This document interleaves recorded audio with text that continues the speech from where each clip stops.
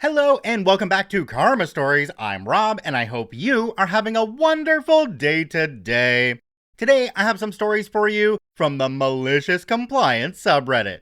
Before we start today, I just want to say a sincere thank you to each and every one of you who jumped onto my 3D printing website at dangly3d.com and picked up your very own Carmen Chameleon Karma Stories channel mascot with cookies. You guys are awesome. I've cleared out a bunch of inventory already, and the prices are still nice and low, so if you want one, now is the time. You can get a Carmen Chameleon with cookies for 10 bucks Canadian or about 7 bucks US. And if you spend over $40 Canadian or $30 US, I'll give you free shipping in Canada and the USA.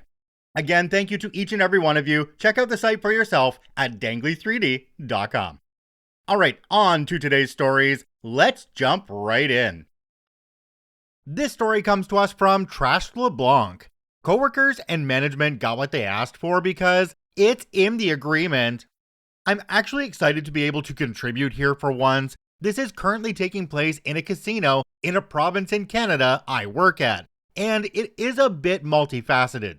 To start, we're technically government employees. Don't ask me why, but we're also union. Yeah, I'm a literal bartender in a restaurant where everyone is a unionized government employee. You can see where this is probably going or what kind of environment this has engendered. So first off, employees. There are 3 full-time bartenders. As a person who has bartended or managed bars off and on for decades, I can say we actually get hosed. Like, I've never made so little money working in the service industry, but we have a pension and benefits, so that's pretty choice. We consistently work our butts off while we watch our floor counting their hundreds of dollars at the end of a shift while we only make what happens directly at our bar. The servers are mandated to tip out 2% of drink sales only. Regularly, they ignorantly throw dimes across the table at us and make comments about, "Oh, it was only 50 cents, but I rounded up to $1 because you earned it." Yes, comments like this happen on the regular. The rub is because of the CBA with the union, bartenders are not allowed to serve tables, and the servers consistently remind us of this. Here is where it gets bad. They expect the bartenders to also run their food, clean and clear their tables, and still only tip to the literal penny. This is one aspect. Now, as for management, we have numerous times had conversations with management as our servers constantly abandon their tables. They go outside to smoke, hang out on their phones, and generally do the barest of minimums. But because they are not on the floor, we have to be. We are mandated and guaranteed 15-minute breaks twice a shift, and one 30-minute which we never get. This is without mentioning ones that management refuses to hire any new bartenders due to budgetary constraints. We've spoken to management numerous times, and all we get told is that the servers have the floor, and that we can file a grievance with the union. Cue Malicious Compliance, and it's good. So myself and the other 2 bartenders sat down with our union reps and hammered out the exact parameters of our jobs, management duties and obligations, and that of our floor. We got everything highlighted, and we now have laminated cardstock behind the bar with the printed and highlighted aspects of our job parameters, and our job guarantees. A few weeks ago, we 3 started every shift the same way. Servers would regularly just walk behind the bar to get drinks for themselves or their clients. Sorry, you're not bartenders. You can't come behind the bar. What? Yeah, sorry, it's in the CBA. We can't take tables and you can't serve drinks. We'll get to it as soon as we can. Servers now have to wait on us to pour their drinks, pop, water, beer, or even get them ice. That's step 1. We now officially take our 15s and our 30-minute breaks. As such, any and all drink service stops. Here's the best part. Because of this, management, who is otherwise completely useless, chatting with friends or hiding in their offices, now has no choice but to come down and man the bar while we're on break. They have to make drinks, stock the bar, which we make sure needs stocking, and put away and polish our glassware. This is important, as we have very specific criteria for our house drinks and the types of vessels they're served in. It's been amusing to watch, but we enjoy our breaks, and I'm catching up on some reading. It's only been a few weeks, but the servers seem to be getting it, and all of a sudden, there are 2 new bartenders in training on the schedule, and 2 more apparently being hired. Maybe this malicious compliance stuff does work. OP added on at the bottom, it says edit/update. So I need to fill in some gaps here from the comments section. Management runs on a P&L bonus structure. For those who don't know, that's profit and loss. The less they spend while maintaining a baseline of profitability, the more money they make. This means we regularly run out of glassware, etc. It's also why we are frequently short-staffed. Management is very questionable at this job. I have been a bar manager at 3 different locations in the past, 2 nightclubs and a speakeasy, and watching my bar run out of things like triple sec, garnish, and vodka, yes, really, is beyond insane to me.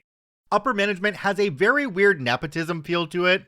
Every manager below the GM is a former coworker or friend of the GM from other locations they've worked at, drinking buddies, and generally people with no actual experience in the field. The reviews of this place are atrocious. The only good ones seen recently are fake reviews written by the supervisors and managers under fake names, or they come directly from bar service interactions.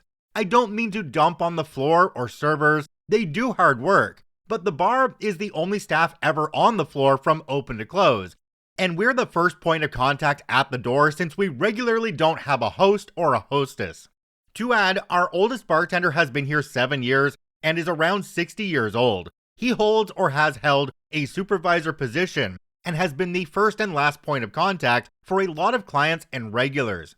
We have very similar mindsets and frequently leave the bar to address issues and try to correct them, well beyond our scope of duties, which is why the bartenders here are seen so favorably. Again, the floor does work their butts off. I've never been an us versus them person. No serving position is easy, but this venue has floor staff full of people who regularly walk off for smoke breaks, sit in the back on their phones, and generally ignore their clients. Because of the nature of the business, the floor on slow nights will still make $150 regardless of the quality of service, so they're not the most motivated. Case in point, one table just last night waited almost 20 minutes just to pay their bill because their server was outside smoking and on their phone. This is my first unionized position in the service industry, and in the province of BC, Canada, it's governed by the BCGEU, the BC General Employees Union. I've never been in a position like this, and while being the newest person, it took some time to rope in the other 2 long-term bartenders to actually do something about the working conditions. All of our new hires behind the bar will be notified of their rights and will not be fed to the wolves. It's not how I or we operate. If the job sucks, it's time to dip. Yes, this is a stop in my life that is currently necessary. I own a business, but I have a kid, and this job offers me a pension and quality employer-paid benefits. I've got 2 years of school left, and while I'm in my early 40s, having that stability for myself and my kid, while having their braces and my vision and prescriptions covered, is a nice little safety net. Jumping down to the comment section on this one, we have one from a user called IsGrimner. It says, management filling in for labor? Don't know how the unions work up there, but I have a family member who was management and received a grievance because he tried to help get a stuck panel off a vehicle. OP responded and said, our CBA is very clear in that if the coded employee for that department is unavailable, management must fill the role. It's been a fun watch over the last few weeks. So if I was a bartender and I was only getting 2% of the tips from drink sales, I would not be out there cleaning the tables and running food, because that's just not part of my job, and you're not paying me enough to do it. And also, what's this about them all being on break at the same time? If you have 3 full-time bartenders that are there 5 days a week, that means you have multiple people on at a time. Why didn't they stagger the breaks? What was up with that? Management in this place just sounds incredibly stupid. One more thing to touch on this one is that they're bringing in 2 more bartenders and they have 2 more on the way after that. It sounds to me like OP is getting replaced, but with the union, I'm not sure how that would work. Maybe they're just going to cut down hours and OP will be forced to leave that way. This story comes to us from King of Mooks. CEO's assistant said it wasn't right I had a nicer chair than he did. Very mild one, bit wordy, with a not particularly satisfying payoff. A while back, my wife and I were buying our house after a few years of rental. There was a delay in the new housing being ready, so we moved in with my mother for a few weeks. During that time, I stashed some stuff at work, including bringing in my chair, a very nice Herman Miller Aeron that I had gotten secondhand. The office chairs were old, standard, serviceable, but not exactly nice. After a few days, I noticed that my chair would be in the conference room every morning.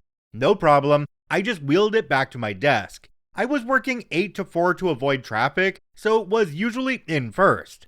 The CEO of about 120 people would usually not arrive until about noon, and take later meetings when most of the staff were away. After a few days, the chair kept ending up at his desk. Open plan, thankfully, so I just took it back every morning. I wasn't foolish enough to go into the CEO's office. He'd shoot me a dirty look every morning, but that was it. After a few more days of this back and forward, the CEO's assistant, who was a lovely person who I felt immense pity for, approached me and told me that the CEO didn't think it was appropriate that I had a nicer chair than him. People would think that my desk belonged to the CEO, and it was stressing her out having to basically fight for it every day on his behalf. I told her I understood completely and would stop fighting over it. I took it out of the office that lunchtime and reclaimed a normal office chair. The next day she came over and asked me where the chair was. I said with an incredibly straight face that I thought since it wasn't appropriate, I just took it to my car. She had a super stunned look, but just kinda ran off. Since I was almost always first in, I always got parking near the building. Pretty much everyone got to walk past my car on the way into the office and see my chair in the boot for a few more weeks. However, given his cowardly nature, I never got approached about it again. To this day, I'm 100% certain they thought I was just going to give in and let him have my chair. Instead, I got the joy of telling everyone the honest truth about why my chair was in my car for weeks. Jumping down to the comments on this one, we have one from a user called Haddix. It says, if the guy had any sense, he'd have just done what my old IT director did. Hey, why is your chair so much better than everyone else's? I brought it in from home. It's mine. Cool, good choice. Next day, he had a $980 office chair delivered. Okay, for this story, can we just acknowledge that the CEO didn't think that OP's chair was good enough for OP, and so they kept on stealing it for themselves? Like, they darn well knew that that was OP's chair that OP had brought in, and they just took it every day, and they were expecting OP to give it to them. Can you say entitled? I think on the second day of my chair going missing and then finding it at the CEO's desk, I'd go have a chat with HR, the ones who said I was allowed to bring this chair in the first place, and let them know what's happening. Let them have that discussion with the CEO to keep their grubby hands off of OP's really nice chair. This story comes to us from Ancient Educator 76. The dude eventually abides. I'm working in the deli in Scottsdale, Arizona, where the customers are weird and the employees are non-existent. It's a busy day because of this fact. A customer comes up with his hands on his hips like Superman. You know that way that customers try to let you know they've been waiting a long, any amount of time? Some do the I'm a little teapot with one hand on hip, some cross their arms. Not this guy. He acts like he walked into the second half of a Hims commercial, minus the smile. I eventually get to him among the sea of tasks and other customers on the other side of the deli, and he huffs. Why do you only have 3 spicy strips left? You guys ain't prepared at all. And he puffs, how are you the only person here? Which was more accusatory than the remorseful or showing pity, etc. And he just about blows my patience in when I realize that by the time I've rung up and weighted out his chicken strips, that I hit the wrong tear weight, significantly affecting the price. I figured, whatever, I'm only losing $4. Honestly, I'd pay twice that just to have this interaction over with. Before I can say anything, Shirley Temple's sassy Superman literally spits out, "That's the wrong price, dude. How about you reweigh it the right way?" You got it. Enter Malicious Compliance. I knew full well that when I reweighed it and properly did the correct tear weight, it was going to be a bigger price. I accidentally hit 0.4 for tear weight, not 0.005. It made the chicken $7 more by the time the tag printed out. He was not happy. "What the heck? The price was $5.99 on sale and you had it at $7. There's no way. No effing way." I explained to him that I originally did make a mistake, but I accidentally hit a large tear weight that made your chicken significantly cheaper, but this is the correct sale price now. Sorry for the mix-up. He crumpled back into the sea of demanding customers who all seemed fairly entertained. Who am I kidding? Half the people didn't even notice. But for me, it was a great moment and an otherwise brutal day so far. I absolutely love all of the stories on Reddit from Ancient Educator 76. They've got a ton of them out there from their time as a teacher, their time in the deli, and I believe in other jobs as well. If you have a chance, I recommend going onto there, checking out their profile, and read a bunch of their stories. We've covered a ton of them on here, and they are absolutely worth your time. This story comes to us from Ginjas in Paris. "You want me to participate in the weekly all hands? No problem. I just saw an article about Mercedes-Benz allowing Teams calls with a camera to their vehicles, and it reminded me of this situation. Several years ago, I worked for a small solar company that was acquired by what is essentially the Walmart of solar. We went from weekly in-person meetings on a schedule that worked for both management and staff to daily check-ins, weekly department calls, and other unnecessary regional calls and meetings. What was initially 2 to 3 short meetings per week turned into around 10 45-minute to an hour meetings per week. My responsibilities were about 20% in office, 80% field work. Some of the locations I needed to get to were an hour plus away, and a lot of times I was crunched to get to 5 to 6 locations within the workday. For as long as I could, I would either skip a call if I was in the field, or I would listen and not participate. So I was on the call, but could still take care of whatever tasks I needed to. I ended up getting reprimanded and told to just park and take the calls, but I needed to participate in all of them or I would be written up. So that's what I did. If a call was happening, I would find the closest parking lot, take the call, and participate.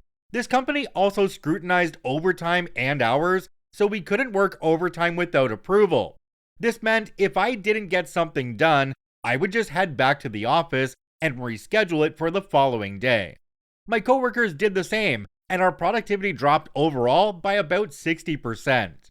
Within a month, our regional manager was in our office asking us WTF was going on, and we told her directly that we have a large region to cover and most of these calls are nonsense corporate feel-good BS.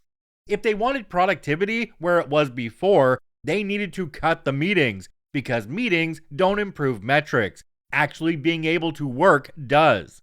They did cut our meetings, but it turned into a crap show when the big company fully took over. That office is now officially closed because while we had the second best metrics in the entire company, we were tired of the BS and we all quit. And they could not replicate our quality or quantity of installations in that office.